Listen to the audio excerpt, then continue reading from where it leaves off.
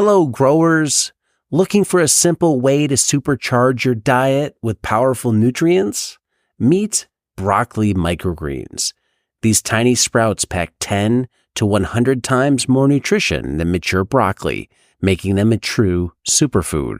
With their mild flavor, broccoli microgreens can be added to any meal or smoothie, giving you a tasty health boost.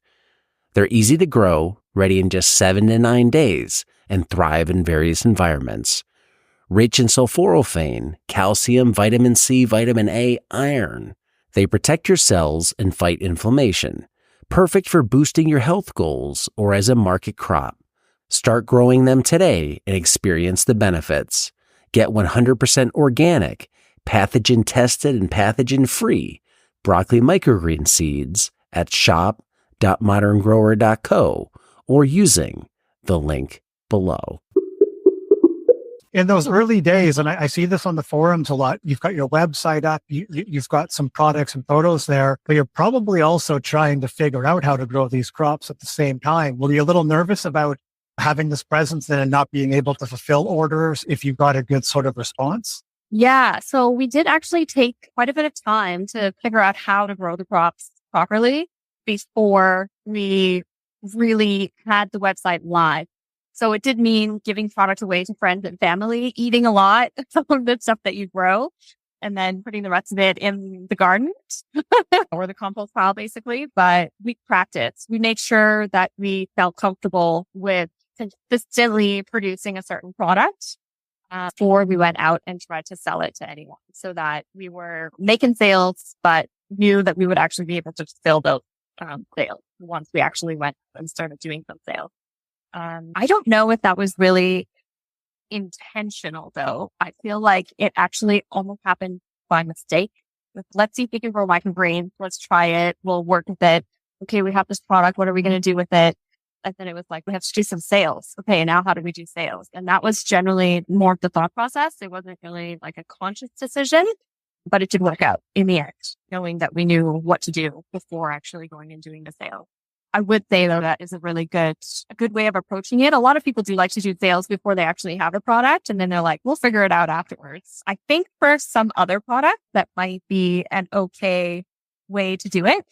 But when you're starting really small, you just have a few trays. It's not like you're spending hundreds of thousands of dollars on inventory that's going to be sitting around and you don't have anybody to sell it to yet. That is a completely different business model, different strategies. So I think sometimes when you're getting advice online, sometimes it's very easy to take advice that doesn't really apply to you and then get confused about what you should be doing. So I think especially with microgreens, if you're just doing your testing at home and you're growing a couple of trays and you're just trying to figure out exactly how to grow them the best way, then just grow a few trays and don't worry about it. But as soon as you start wanting to do some actual sales, then you need to have a dedicated space, and then you need to think about sales and to make sure that you can fulfill those sales. How many trays, how many racks, all that kind of stuff, and actually how to grow the crop. So you mentioned as well, you've been mentioning sales and marketing, and in our notes here, you talk about focusing on sales and less on marketing and the importance of knowing the difference between the two. So can you talk about that, like how you look at sales and marketing as different and why you're focusing so much on sales? Yes. So I didn't know the difference between the two when I got started. Everybody says the words like sales and marketing together, like they're this group thing. They're separate words, but if you actually ask a lot of people, what's the difference? Not everybody can actually answer that question. So I just spend a lot of time reading books, watching videos on YouTube, listening to other people online who had definitions of sales and marketing. And they do have this very distinct crossover between the two of them. So it can be unclear at many times whether you're doing sales or whether you're doing marketing. The efforts go together hand in hand.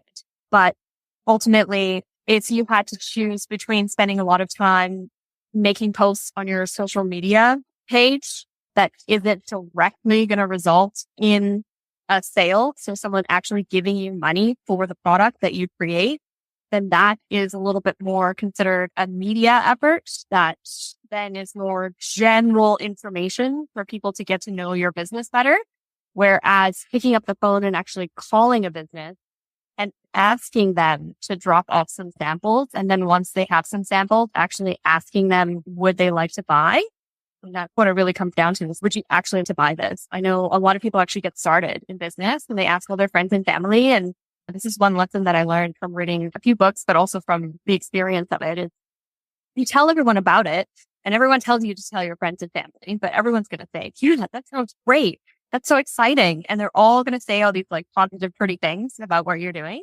But when it comes down to it, how many people are actually going to give you the cash? And that's what's important. That's how you're actually going to make the money and that you have a product that's worthwhile. So you have to actually ask people to buy your product. You can't just continue to give it away for free. And you have to start figuring out how much you want to price it for. And you got to think about your costs and everything. So the sales part of it is really who you actually want to buy. And you have to be okay asking the question and you have to be confident with your product and the quality. And if it means that you have to grow a lot of products to give to your friends and family for free while you're getting confident with how to grow it, then that's what you need to do. But when you're ready, then you need to go and say, hey, I've got this. It costs this much money. Do you want it? Give me the cash. So we look at marketing as basically increasing your presence in this marketplace and sales as a way of convincing people to give you money for that product. Yeah. So this makes me want to go back. Do you feel by having your website up and a social media presence early that helped with that? Because you had the early marketing, which made it easier to follow up with sales? Yes, I think so. I think there were a lot of people we spoke to that then we gave them a business card and they go and they check out your website. And there were a lot of people that actually emailed us out of nowhere that found us online initially. And this could be other businesses or consumers.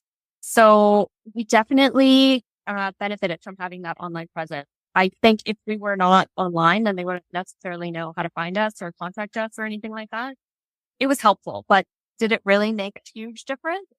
I couldn't really say because I think the people who have actually ended up buying from us are the people who met us in person more often than anything else, or were referred to us by somebody that they knew in person than anything else. Having said that, though, I think it's like a second touch point.